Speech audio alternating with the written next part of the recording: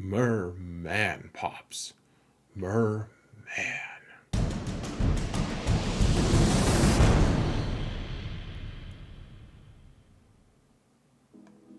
Hello everyone, and welcome to another episode of Zareth Prevails. Folks, we have kits for Dash Rendar, and he is pretty vapid, I have to say. He looks vacant. Look at that expression. He's like he's trying to give some kind of significance to the world and failing dramatically. So we have him, and it's nice because he promotes illiteracy in the prepared squad. We don't need to know what some of the prepared mechanics are now, which is super nice. And on top of that, we also have new kits for, or at least the new Omnomnom abilities from Rose and Phasma. So we're going to look at that, look at a couple squads. This isn't going to be like a super deep analysis, but I do want to look at these initial things so we can figure out what we're going to be expecting a little bit, because we're going to get him pretty soon, and it's going to be interesting, folks. This is a very interesting time to be playing Galaxy of Heroes. These next few releases are going to be extremely vital to the future of this game, in my opinion. So without further ado, I do want to give slightly more ado. Actually, I just reminder, guys, if you want to support the channel for free, all you got to do, hit that thumbs up button or leave a comment in the comment area. We're trying to mount the algorithm, and we can't do it without you. Dash Rendar doesn't know what algorithm even means, so I need your help here especially. So let's actually just cut straight to his kit, shall we? He's a scoundrel, which isn't surprising. Considering what he was in the game, and it's really, I think it's so fun that they're going to be adding Legends characters to this game. It's a great opportunity. I will inevitably be disappointed in what happens because there's so many Legends characters I personally want, but let's take a look at him. So he does damage 3 times to target enemy for each critical hit. He calls another prepared ally to assist, dealing the less damage. But the thing about this, guys, is he is going to be making such a big impact on that team. It's going to feel like Mon Mothma a little bit. He's going to be calling people to assist, and gosh, this one is crazy because if he calls L3 to assist every time, L3 gains, just on basic, gains 10% max health. We're going to probably be modding L3 a little bit differently. So special 1, he does damage to target enemy, dispels all buffs on them, then he can stun them, and does more damage, blah, blah, blah, blah, blah. Pretty standard, like, damage dealing thing. Let's see, the Seeker Missiles 1, the animation is pretty cool. And this is all from his video game, guys, way back in the day, Shadows of the Empire. So deal damage 3 times to all enemies. And so he's dealing damage multiple times, and you know, that's cool. The first instance of damage dispels stealth and dazes for 2 turns. The second one inflicts defense down, and the third one inflicts crit damage down. So pretty cool stuff every time it damages people. So I guess I'm wondering if Foresight completely blocks it, or if just the first one gets blocked. I'm not sure. Oh, it can't be evaded or resisted anyways. So I don't know. It's like the first instance of damage does all this stuff. Second instance and third. I guess that means that each one of these has a different potential to proc each of these debuffs. So it's like, okay, we have to roll a different potency versus tenacity each time to make sure these things happen, instead of just rolling 1 for all of them or something. I'm not really sure. Let's see. Okay, so leadership. This is the one that is huge, guys, which is what she said. Let's see. Scoundrel allies enter the battle prepared, which is crazy. Prepared is really tough to get sometimes, and that's the limiting factor for that squad. So really nice to be able to get that. Prepared allies gain an additional bonus based on their role, so they gain some extra stuff. That's cool. But the big one, guys, the really important one, while in Grand Arena, if they lose prepared, they gain prepared. That is crazy good. That is probably the first Omnomnomicron I'm going to be placing, almost certainly. Scoundrel allies gain 20% max all of these things whenever the prepared ally lands a critical hit. Everyone gains 2% turn meter, which is interesting. So this is actually unique. So We're going to be using his leadership for a lot, I think, but he's also going to be adding things to the team other than that. So this is a Zeta. Like, he could actually just end up on a prepared team, like a Kira team, if and not as the lead in a different game mode potentially, and everyone's getting 2% turn meter. It's like a miniature leadership bonus, actually. Like you guys will, I'll show you guys the Kira version of that in just a minute. So before we do anything else, the thing I do want to point out that so they added all these, they added comments, the developer comments on this Dash Rendar. You guys can go check it out if you want. But the interesting thing about him is you want, so let's see, what investment level does Dash Rendar need to be in order to play the Starkiller event? He has to be Relic 5. Everyone has to be Relic 5 in order to unlock Starkiller. That's reasonable. I feel like given today's requirements, I mean, and it's only going to be, what, 4-5 characters to unlock him, so it should be interesting, folks. Now let's look real quick at Rose Tico. A lot of people expressing disappointment here, and I don't know what to think, guys. It's one Omicron. She's not great to begin with, but I think she's going to end up being significantly better, at least in GAC. It doesn't seem like much, but I think she's going to be good. So here's the thing, guys. So Rose Tico has extra offense for each exposed enemy. And then when another resistance ally scores critical hit, she gains 10% turn meter. So with the Omicron, she's going to be gaining, other resistance allies also gain 10% offense for each exposed enemy. I don't feel like that one is nearly as important as, and they gain 5% turn meter whenever a resistance ally scores a critical hit. So she can, with an AoE, everyone's going to gain 25% turn meter. Like, it could get pretty ugly. I'll show you guys the team I'm thinking of. Of course, we don't know anything for sure. And one of the biggest things, I should just point this out right now, one of the biggest disappointments and frustrations about all of these Omicrons is we can't test them except for, like, when it matters. We're going to have to jump in and just see what works. I mean, that's frustrating, right? Like, we can't say, oh man, okay, I gotta counter this team. I have to see if this is gonna work, because I think it's gonna work, but I'm gonna go test it in arena. I'll have my buddy put in a team. We can't do that because it's gonna be specific to a game mode, and so we can't do it in Territory Wars, we can't do it in Grand Arena. Like, we can't test it in arena. There's no way, there's no recourse for it, and that frustrates me a little bit. So anyways, let's talk about Phasma's kit real quick. This is very interesting. So Phasma has a couple things going on with her kit, and so first off, as the lead in this is Territory Wars, not Grand Arena. Rose was Grand Arena, if I didn't mention that. But if she is the leader and she has her Omicron, she gains 100 speed, which is super nice. You can make Phasma pretty quick anyways. You can make her over 300 pretty easily.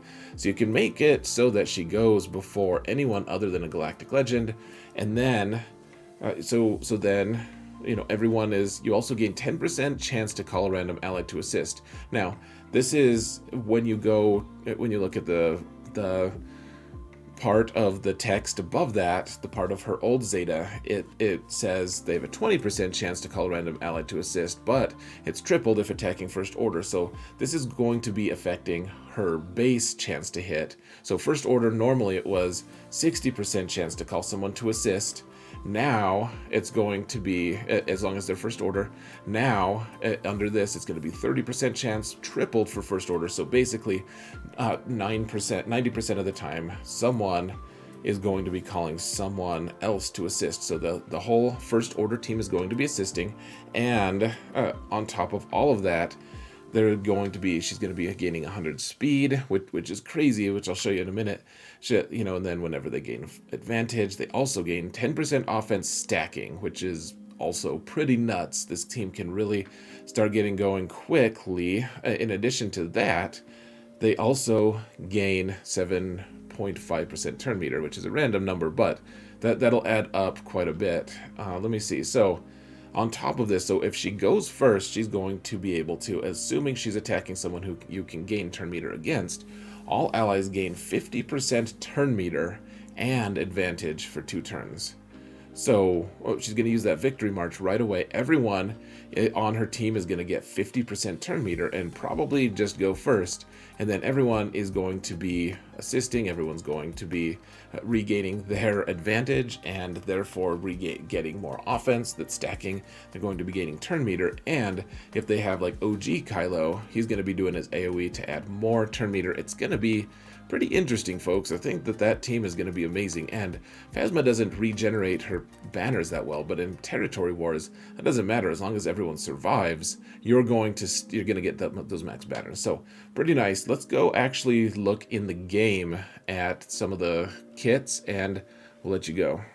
How does that sound? I thought that sounded pretty dang nice. Let's see. Okay. Here we are. We are going to look at prepared first, shall we? Let's look at Kira. So Kira, I don't think she's going to be the lead. I think that the team is going to be everyone and then either Lando or Han. One of these two is going to be the odd man out. And honestly, I'm hoping we get to use Han. His kit is super fun. And my guess is that that's what we're going to have. So without belaboring the point, guys, everyone is going to have prepared. And so if she's prepared, her AoE dispels all buffs on all enemies. If she's prepared, she gets everyone some defense penetration up and calls everyone to assist. And then so she's not going to probably use her lead with dash, at least not in GAC. But then she's also going to be, this is her other miniature like leadership one. This is a Zeta they have to apply. I applied it just because I have too many Zetas on this account. But we have, so she gains 40% potency if her target isn't debuffed, and if they are debuffed, then you get 30% crit damage. So so she gets all those, and then other people on her squad, as long as she's alive, are going to be able to do the same thing. So let's see, you're also going to be doing, if any single enemy suffered more than one critical hit this turn, Kira becomes prepared and gains 15% turn meter. So she's going to be gaining a lot of turn meter and all of that stuff as well. So she's just going to be really good, folks. Even as a non-lead, she's going to be boosting her team quite a bit.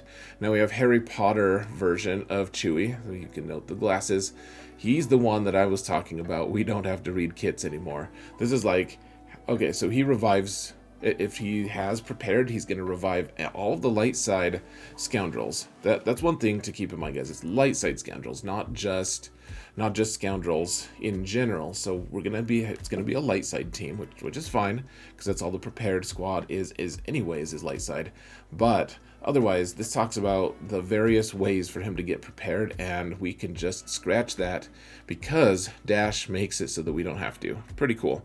The Beast, pretty nice. I mean, it's pretty nice just because he's going to be gaining all this health and stuff, just stuff to remember. He makes this team really tough to kill. Freedom Fighter, so he's going to be doing a ton of extra damage. He's going to be giving protection up to prepared allies, which is nice because that actually helps young Han, as you'll see. And then, he's just going to be a really important part of this team, I think, guys. L3, the things that are crazy about this, so she's going to be constantly being able to, if she's going to be called to assist all the time from Kira, from, I think YOLO does it, young Han Solo is what I'm trying to say. You also have calling to assist from Dash Rendar, everyone, and she's going to be hitting it back anyways. She's getting 10% max health as long as she's prepared, and she'll always be prepared. She's also going to have the thing, when she becomes prepared, she gains taunt, so she's going to be perma-taunting, and people are going to have to, if they kill L3, Vander Chewie is just going to revive right away, and so what's going to end up happening is people have to somehow bypass her taunt, which is going to be very difficult because she self-cleanses every time she gets hit. She self-cleanses passively. She's also going to, so you have to bypass L3, you have to kill Vandor, which isn't going to be super easy, especially past her taunt. And if she's being called to assist, she's going to be becoming crazy tanky over time. So pretty interested to see how that all pans out. Now, young Lando does a few interesting things. If you don't put his Zeta on him, which is Zeta actually doesn't help us because that's just a way to get more prepared. So he gains some of these things. If he is prepared and has all this stuff, I mean, he gains some stats. It doesn't matter. So this one's the one that's probably the most interesting. If he's prepared, then the target other ally becomes prepared. That doesn't matter. But let's see. All prepared allies gain speed up for 2 turns, and this ability. So he's just going to be spamming speed up on his team, which is okay. He's also going to be giving stealth and potency up to people. I don't know. It's okay. He's getting turn meter from this. Maybe that's the one ability that makes me think maybe it's going to work. Otherwise, he can do other things. Inflict ability block at the end of each turn. He could potentially reduce the cooldown of this ability by 14. I mean, or by 1. And it's a cooldown 14, so sweet. And then his basic, he can put potency down. He can do, like, people can't gain anything from his attack. I don't know. I'm underwhelmed, folks. Landino is probably not my first choice. Young Han Solo, however, so he's going to be putting speed down on people on his basic. That's fine. The upper hand, so this is where he gets protection up in retribution. He also gets to be really quick, so he can get up to plus 200 speed pretty quick because he's got cooldown of 2. Like he'll get there, especially because this team is going to wear another team down. It's not going to just destroy them with a ton of damage. It's going to slowly over time make this work. So otherwise, let's see. This is the one where he can give prepared to other people. If he is prepared, then all prepared allies gain critical damage up, and he recovers protection. So, that's protection regen. That's super nice. And then he's also, let's see, is that the one? This is the one that does an extra damage. Yeah, attacks deals 25% more damage for each other prepared ally. So, he's going to be doing a huge hit. The really nice thing about him, though, guys, even if you don't have his Zeta, he gains every time he starts his turn with protection up, so he has a few different ways to get it. So it doesn't matter what he does during his turn, as long as he starts his turn with that buff, he gains 10% offense stacking and 10% crit chance stacking until the end of the battle. So, this used to be really strong back in the day, like in 3v3. You could take out some of those Chase teams and stuff, Gear 12, and he just ramps up his damage over time. He becomes a complete beast. Now his Zeta is super nice. I'll put this on him. So while he's prepared, he has a 70% chance to assist another scoundrel ally's attack. So, he's just going to be an assist machine. He's going to be doing a lot of damage.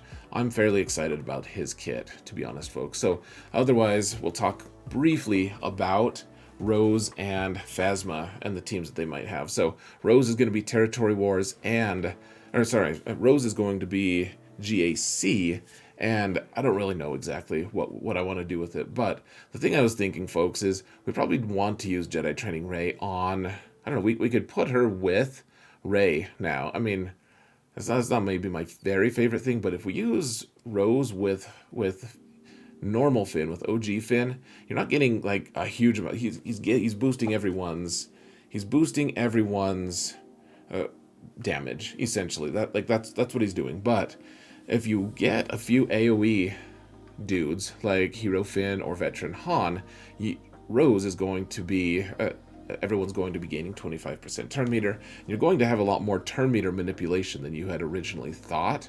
So, a Resistance Hero Finn is already really great for that, for swapping turn meter and being able to do all that stuff. You have a bunch of control with stuns with Hero Finn, or with Hero Poe, and with Smuggler Han.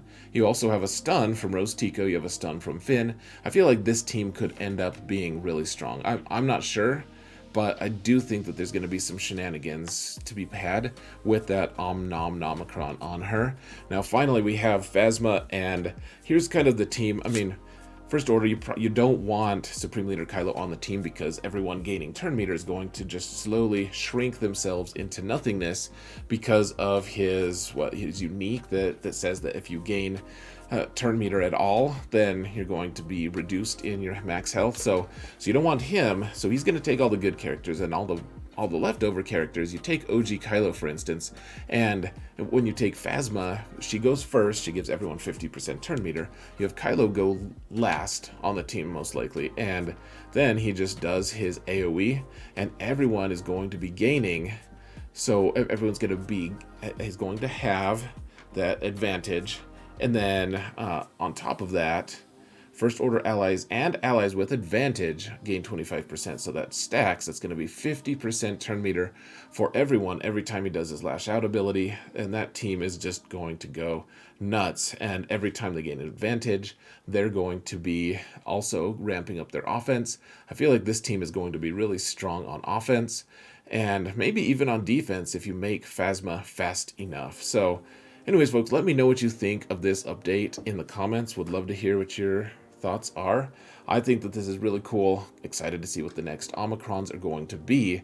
And honestly, I think the Dash Rendar one especially is going to be awesome. So that being said, folks, thank you all so much for watching. And remember that in all things, Xaereth prevails.